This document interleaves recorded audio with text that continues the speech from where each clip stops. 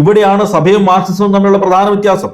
Marxism സ്വകാര്യ സ്വത്തിനെ, private പ്രോപ്പർട്ടിയെ ഒരു തിന്മയായി കാണുമ്പോൾ സഭ അതിനെ മനുഷ്യന്റെ നാച്ചുറൽ റൈറ്റ്, അതായത് സ്വാഭാവികമായ ഒരു അവകാശമായിട്ടാണ് കാണുന്നത്.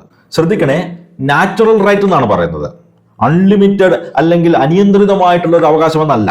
കമ്മ്യൂണിസവും ക്രിസ്തുമതവും പ്രഥമ ദൃഷ്ട്യാ ചേർന്നു പോകില്ല എങ്കിലും വിമോചന ദൈവശാസ്ത്രത്തിൽ കമ്മ്യൂണിസവുമായുള്ള അന്തർധാര വളരെ പ്രകടമാണ്.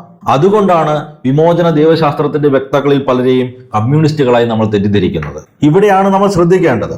ദാരിദ്ര്യത്തെക്കുറിച്ച് പഠിക്കാൻ ഇവർ മാർക്സിന്റെ സിദ്ധാന്തങ്ങളെ ഒരു ടൂൾ അഥവാ ഒരു ഉപകരണമായിട്ടാണ് ഉപയോഗിച്ചത്. ഇതൊരു പുതിയ കാര്യമൊന്നുമല്ല കേട്ടോ. സഭയുടെ ചരിത്രം നോക്കിക്കഴിഞ്ഞാൽ ക്രിസ്ത്യാനികളല്ലാത്ത ചിന്തകരുടെ ആശയങ്ങൾ നമ്മൾ ധാരാളം ഉപയോഗിച്ചിട്ടുണ്ട്.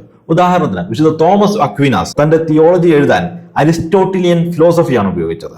അതുപോലെ തന്നെ 20-ാം നൂറ്റാണ്ടിലെ ഏറ്റവും വലിയ കത്തോലിക്ക തിയോളജിയന്മാരിൽ ഒരാളായ കാൾ റാനർ മാർട്ടിൻ ഹൈഡഗറിന്റെ ഫിലോസഫിയുടെ അടിസ്ഥാനത്തിലാണ് തന്റെ ദൈവശാസ്ത്രം അവതരിപ്പിക്കുന്നത്. റാനർ ഹൈഡഗറുടെ ആശയങ്ങൾ അപ്പാടെ സ്വീകരിക്കുകയല്ല, മറിച്ച് ഹൈഡഗറുടെ ചിന്താരീതികളെയും വാക്കുകളെയും കടമെടുത്ത് സ്വാംശീകരിച്ചുകൊണ്ട് അതിനെ കത്തോലിക്ക വിശ്വാസത്തിന് ഇണങ്ങുന്ന രീതിയിലൊന്ന് മാറ്റിയെടുക്കുകയാണ്, അഥവാ റീകോണ്ടെക്സ്ച്വലൈസ് ചെയ്യുകയാണ് അദ്ദേഹം ചെയ്തത്.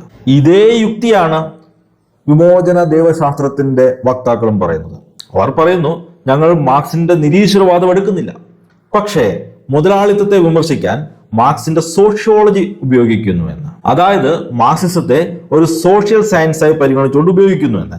ഇങ്ങനെ സാമൂഹിക യാഥാർത്ഥ്യങ്ങളെ വിശകലനം ചെയ്യാൻ മാർക്സിസത്തെ ഒരു ടൂൾ ആയി ഉപയോഗിക്കുന്നതിനെയാണ് Marxist analysis of the reality എന്ന് വിളിക്കുന്നത്. പക്ഷേ പ്രശ്നം ഇവിടെയാണ്.